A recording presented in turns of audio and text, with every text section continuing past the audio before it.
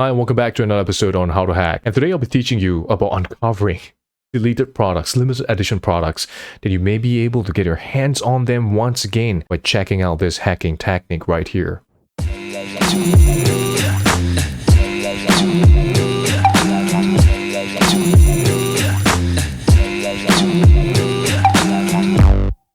So right in front of us, I have Open Web Application Security Project, Juice Shop running. So this is a vulnerable web application server for us to do all of our testing on.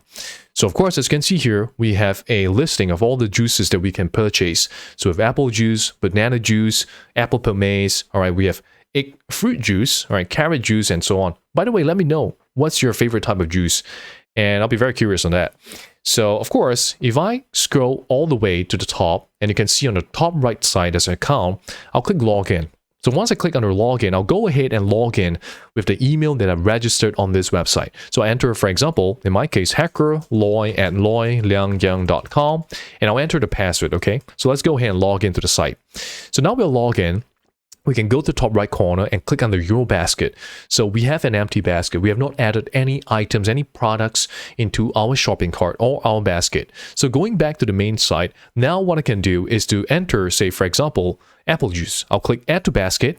I go to the top right corner, clicking on your basket, I'll see here. So apple juice has now been added to our shopping cart. So pretty straightforward process. So what I can do now is to go to top right corner. All right, click under web developer and click under network. And what I can do is to go ahead and do refresh, and we can understand the structure of the site, what is being called into the site. So if I scroll all the way up to the top, all right, we have the following. We have the status, the styles.css, the runtime ES 2015. All right, and we are trying to examine if this site is using any kind of application programming interfaces. So in this case, we can see, for example, API challenges name equals scoreboard. And if I scroll down further, we can see again, API quantities. So we have a /API directory that we can try to run some kind of interaction, some kind of query, and see if we can obtain some critical information, some product information. So what we can do now is to go to debugger. All right, and here we have main-es2015.js. And what I can do is to go ahead and search for /API/, and here we're able to discover all the application programming interfaces. So in this case, we have users, all right, we have feedbacks, and we have products. So this is going to be an important part of today's tutorial. So I do the following, okay, /API/products. So going to the URL here, what we can do now is to go ahead and enter /API, right, /products, and hit enter on that. And this provides us a full listing of all of the products that's available inside this e-commerce site. And of course, going back to the URL, I can enter /1, and we can see here, in this case, we have apple juice. If I enter /2, and of course, in this case, we are able to see orange juice. So what I can do now is to go to the top right corner, right, and turn on Burp Suite. Okay, so proxy, turn on Burp Suite, open up terminal, and what I can do is to go ahead and launch Burp Suite from here. All right, let's go ahead and enter that. So now we are starting up Burp Suite Community Edition. Okay, so click onto next, click Start Burp. All right, so we're starting up Burp Suite to help us intercept all our web requests and be able to do modifications or web requests to uncover all the products inside the e-commerce site. So go on the proxy tab and make sure intercept is on. All right, and what I'll do now is go to Firefox and I'll do a refresh. And right here, we got the interception. So you can see the following: get /API/products/2. So what I can do is right click, send to intruder, and you can see on the top tabs, intruder is now blinking orange, so go ahead and click on it. And we have here attack target. So we have the host IP address and port number. So in the real world, you'll be looking at domain names. And of course, likely using HTTPS, because pretty much all servers nowadays are on HTTPS. Click on the positions. And what we'll do here is to clear away all of these positions and clear them. And we'll select just at the top, get products, number 2, and we'll add this. All right, so it's almost like a $sign. So this is the place where we're putting all of payloads into to try to hack into the server and list all of the products that we have. So go on the payloads, and here we'll select all right, on the payload type, we'll select numbers and sequential from 1 to 50, okay? And step is 1. So once we're done with this, go to the top right corner and click Start Attack. And of course, click OK. And here you will see what we are doing. Okay, we have product item 1. All right, we have 2, 3, 4, And as you can see right here, something is going on. For 10, all right, you can see the response here. It states the following: message not found, all right, error. 11, likewise. 12, likewise. And then we resume again at 13. So if I go to 13, we can see here we have OUPS Juice Shop iron-ons, okay, 16 pieces. And if I see on number 14, we can see right here, status success, data, ID, name, description, and so on. So if I go back into number 9, likewise, we're seeing a success here. So once again, we're able to see success, but it just stops at 10, 11, and 12. So I'm going to go to top left corner, click attack, and click pause. So we realize that there is an issue. And the issue is that we're not able to get product description, product ID, product information for 10, 11, and 12.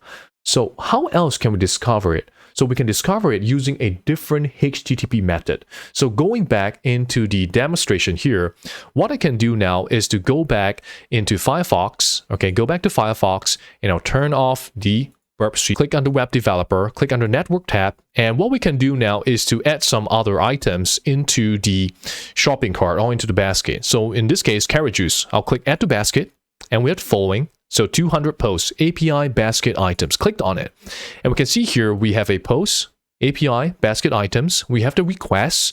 So this is the basket ID 26, product ID 30. Okay, so what we can do is to do a right click, edit, and resend. And if I go into your basket now, we can see here we got apple juice, banana juice, carrot juice. And they all had to go through this post method in order for the item to be added to the basket. So what I can do now, as you can see on the bottom right side, all right, so I'll pull this up a little more so it's easier for you to see. So we have the post, okay? And what we can do is to modify the product ID. So in this case, I'll add a product ID of 10. Okay, and I'll scroll all the way back to the top in this new request, and I'll click send. And I'll click onto this 200 posts.